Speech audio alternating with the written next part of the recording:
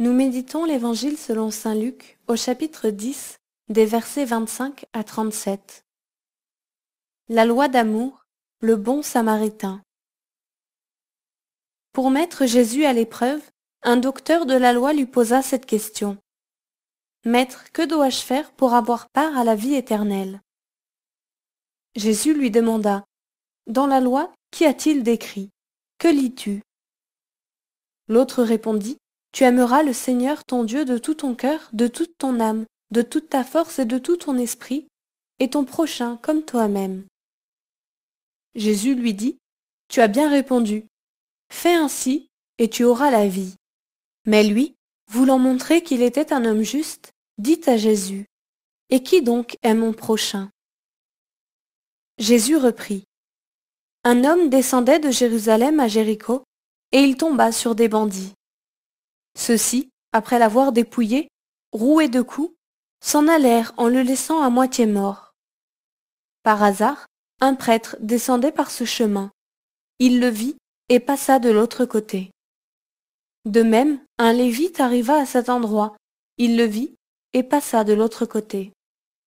Mais un samaritain, qui était en voyage, arriva près de lui. Il le vit et fut saisi de pitié.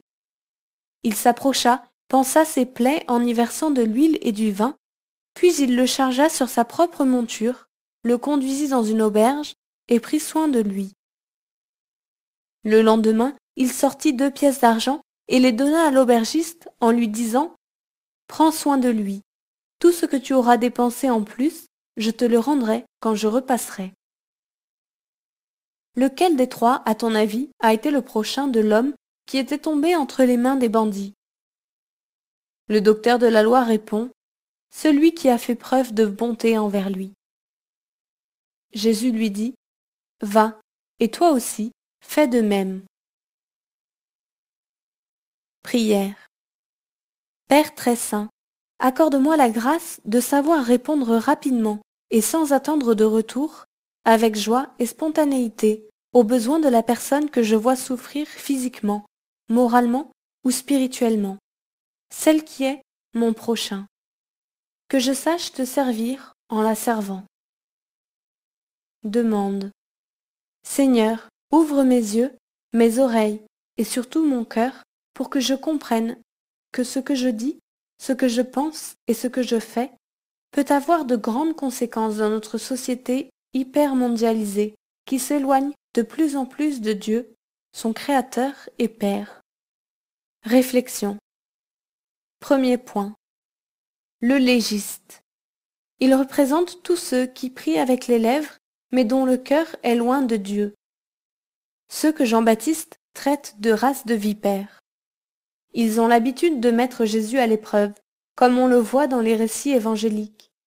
Mais il y est habitué et sait très bien pourquoi ils ne veulent pas le suivre. Il sait que si les légistes, les scribes et les pharisiens scrutent les Écritures, c'est pour le soumettre à une contestation systématique et perfide. Ces docteurs de la loi ne veulent pas suivre le Seigneur, parce qu'ils savent que ses enseignements sont vrais et incontournables.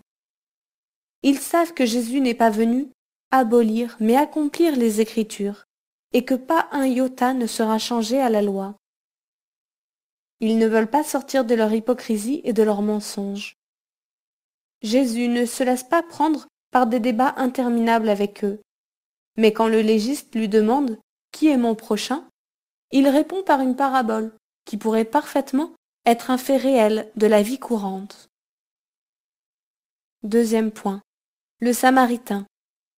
Ce récit a été repris par saint Jean-Paul II dans sa lettre apostolique Salvifici Doloris, où il explique que c'est le bon Samaritain qui est, en vérité, le prochain de l'homme dévalisé et laissé à demi-mort par les bandits entre Jéricho et Jérusalem. Le prêtre et le lévite passent leur chemin sans s'arrêter, alors que le Samaritain, celui que les Juifs regardaient comme le parjure, le traître, l'ennemi infréquentable, voit le blessé et s'approche. Il a pitié, il est rempli de compassion. Il bande ses plaies, le monte sur son cheval et le conduit chez l'hôtelier auquel il promet de payer ce qu'il aura dépensé pour le soigner. À la suite du Concile Vatican II, qui soulignait déjà l'influence des moyens de communication modernes sur le rapprochement entre les cultures et les civilisations, Benoît XVI, dans Deus Caritas Est, remarque que notre planète est devenue plus petite et que chaque jour nous prenons conscience de l'importance de la souffrance dans le monde comme conséquence d'une misère tant matérielle que spirituelle et prenant de multiples formes, malgré l'avancée de la science et de la technique. Pour lui, les innombrables organisations caritatives qui ont vu le jour dans tous les pays du monde ne doivent pas nous faire oublier que le modèle donné par la parabole du bon samaritain, la charité chrétienne, est d'abord la réponse à la nécessité immédiate et que la seule préparation professionnelle ne suffit pas pour assurer ce service. Ces organisations doivent s'assurer que les professionnels aient aussi une formation du cœur, de façon à ce que le service rendu soit véritablement la conséquence de leur foi qui sera agissante dans l'amour. Le cœur et la sensibilité sont prioritaires dans le service rendu.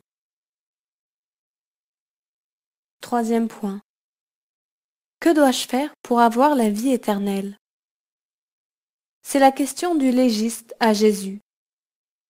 En avril 2013, place Saint-Pierre, le pape François répondait aux questions qui lui avaient été posées par écrit avant la rencontre. Il disait qu'en ces moments de crise mondiale, il fallait voir la profondeur de ce que nous vivons actuellement et que la crise dépassait le niveau économique, politique ou culturel. Ce qui est en crise, c'est l'homme. Le monde dans lequel nous sommes a perdu le sens de Dieu et nous vivons dans un monde de mensonges. Ce qui peut être détruit, c'est l'homme et l'homme à l'image de Dieu. Nous ne pouvons pas nous inquiéter uniquement de nous-mêmes et nous enfermer dans la solitude, dans le découragement, dans le sentiment d'impuissance face à ces questions. Il faut sortir, il faut aller à la rencontre. La pauvreté, pour nous, chrétiens, n'est pas une catégorie sociologique ou philosophique ou culturelle. Non, c'est une catégorie théologale. L'ignorance de Dieu est la première pauvreté. C'est là que nous pouvons être le prochain de l'autre, de celui qui a perdu le sens de sa vie, parce qu'il a perdu Dieu. Dialogue avec le Christ. Seigneur Jésus, fais de moi un instrument de ton amour. Apprends-moi à vaincre mes peurs et à sortir vers ce monde qui a soif de ta vérité et qui regarde la religion comme un rêve dépassé et puéril. Mets en moi ton courage et ta force pour répondre à la vocation des laïcs dans le monde, selon l'exhortation apostolique de Saint Jean-Paul II. Résolution. Savoir témoigner fermement, mais humblement, et parfois même en silence, de la vie que Dieu m'a donnée.